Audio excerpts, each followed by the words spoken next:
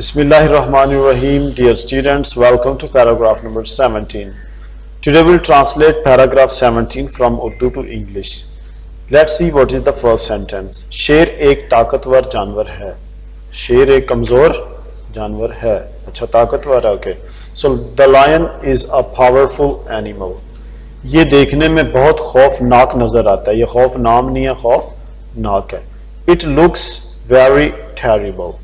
Looks यानी देखने में, दिखाई देता है. वेरी टेरिबल, बहुत खौफनाक, फियरफुल. स्केरी भी कह सकते हैं. इसकी गर्दन पर लंबे लंबे बाल होते हैं. लंबे बाल. Clear. So it has long hair, लंबे बाल ऑन इट्स नेक. अब इसके जो long hair on the neck पर लंबे बाल है उसे मेन भी कहते हैं. MANE. Understand? How do you spell? Good. MANE. ये अफ्रीका और एशिया के जंगलों में पाया जाता है. So it is found in 10th class. It is found in the jungles of Africa and Asia. ये गारों में रहता है. It lives in caves. गारें क्या होती है? केव्स. इसे जंगल का बादशाह कहते हैं. It is called the king of the jungle. It is called the king of the jungle. The king of jungle भी कह सकते हैं. ये इंसान का बड़ा दुश्मन है. It is the worst enemy of man. Enemy की इंग्लिश फो भी होती है. FOE. लेकिन शिकारी इसके बच्चों को चुरा लेते हैं.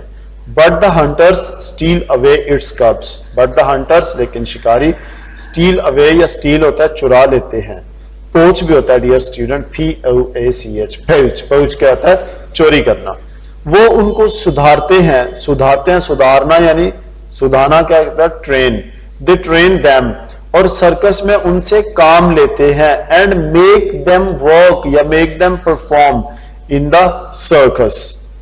और सर्कस में उनसे काम लेते हैं and make them perform in the circus. Now we move to paragraph 18. Paragraph 18 में डियर स्टूडेंट्स हमारे पास 8 जुमले हैं. Let's see first one. एक नौजवान बाग में बैठा था. ये बोर्ड में कई बार आया डियर स्टूडेंट्स, प्लीज फोकस.